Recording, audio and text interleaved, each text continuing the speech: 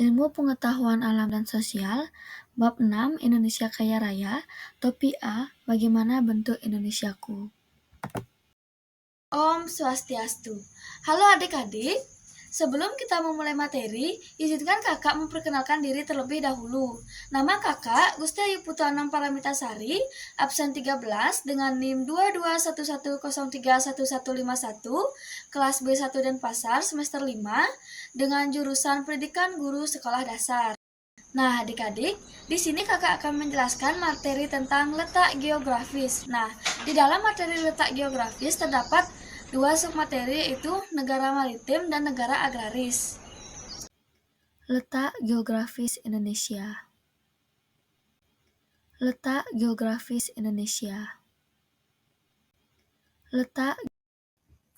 Halo adik-adik, sebelum kita memulai topik pembahasan, apakah adik-adik tahu apa yang dimaksud dengan letak geografis?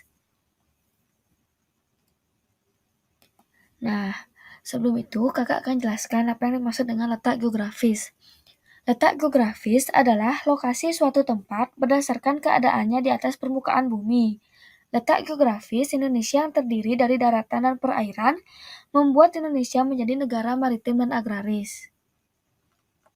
Apakah adik-adik mengetahui apa yang dimaksud dengan negara maritim? Yang dimaksud dengan negara maritim adalah negara yang sebagian besar wilayahnya berupa perairan atau memiliki kawasan laut yang luas. Ciri-ciri negara maritim. Ciri-ciri dari negara maritim yang pertama adalah memiliki laut yang luas. Salah satu kekayaan alam penting bagi negara maritim yaitu memiliki laut yang luas. Negara memiliki potensi besar untuk memanfaatkan sumber daya alam yang terkandung di dalamnya. Ciri-ciri dari negara maritim yang pertama adalah memiliki. Ciri-ciri negara maritim yang kedua adalah memanfaatkan laut untuk kesejahteraan rakyat, yang dimana orang-orang yang tinggal di daerah perairan biasanya bekerja sebagai nelayan dan petani tambak garam.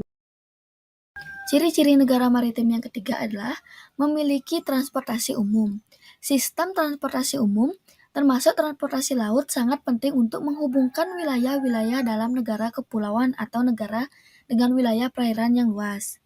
Transportasi laut seperti kapal feri, kapal kargo, mendukung mobilitas barang dan orang, mengurangi kesenjangan antara wilayah, serta membuat integrasi ekonomi dan. Ciri-ciri negara maritim yang keempat adalah memiliki armada militer laut. Armada militer laut seperti Angkatan Laut berperan penting dalam menjaga kedaulatan negara atas wilayah perairannya.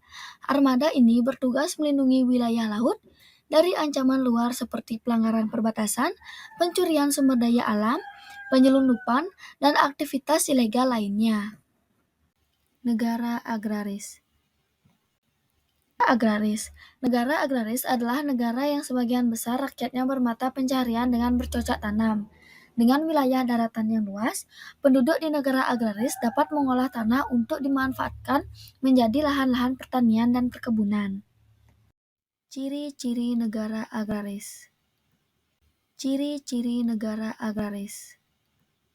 Ciri-ciri negara agraris yang pertama adalah memiliki daratan yang luas, yang dimana Indonesia memiliki daratan yang luas karena merupakan negara kepulauan terbesar di dunia.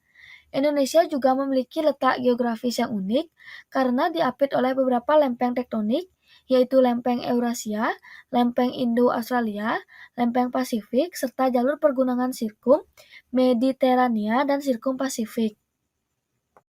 Ciri-ciri negara agraris yang pertama adalah memiliki daratan yang luas, yang dimana Indonesia memiliki daratan yang luas karena merupakan negara kepulauan terbesar di dunia. Indonesia juga memiliki letak geografis yang unik karena diapit oleh beberapa lempeng tektonik, yaitu lempeng Eurasia, lempeng Indo-Australia, lempeng Pasifik, serta jalur pergunungan sirkum, Mediterania. Ciri-ciri negara agraris yang kedua adalah memiliki sawah, ladang, dan kebun yang luas. Nah, apakah adik-adik tahu apa perbedaan dari sawah, ladang, dan kebun? Nah, jika tidak, kakak akan jelaskan sedikit. Sawah adalah lahan yang biasanya digunakan untuk menanam padi dengan sistem irigasi yang baik.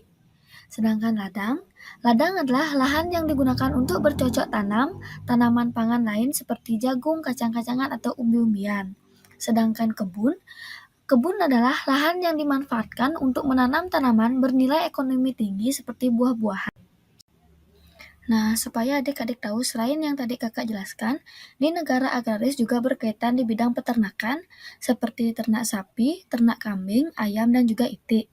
Dan masih banyak hewan-hewan peternakan yang lainnya, karena pakan ternak yang baik juga dapat dibuat dari hasil pertanian.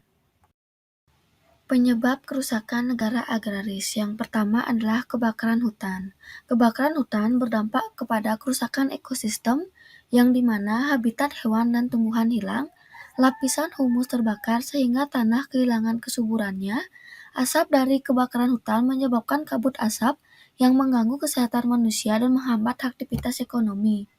Lahan pertanian yang berada di sekitar kawasan hutan bisa rusak akibat abu dan panas ekstrim. Kebakaran hutan melepaskan karbon dioksida dalam jumlah besar dan memperburuk pemanasan global. Penyebab kerusakan yang kedua adalah penebangan pohon liar, yang berdampak kepada penurunan luas hutan secara drastis, mengancam keseimbangan ekosistem. Pohon berfungsi menahan air dan tanah, hilangnya pohon menyebabkan kerentanan terhadap bencana alam. Hutan adalah penyerap air alami. Penebangan liar menyebabkan banjir di musim hujan dan kekeringan di musim kemarau. Banyak spesies flora dan fauna terancam punah akibat hilangnya habitat mereka. Dan upaya untuk menjaga kelestarian wilayah negara maritim dan agraris yang pertama, mengurangi penggunaan sampah sekali pakai. Yang kedua, mendaur ulang sampah plastik. Ketiga, adanya peraturan mengenai kebijakan pembuangan limbah. Yang keempat, adanya peraturan mengenai kebijakan penangkapan ikan dan pemburuan liar. Yang terakhir, memanfaatkan. Baik adik-adik, apakah adik-adik sudah menyimak paparan materi dari kakak tentang letak geografis, negara maritim, dan negara agraris? Sekian materi dari kakak ucapkan terima kasih. Om Santi Santi Santi Om.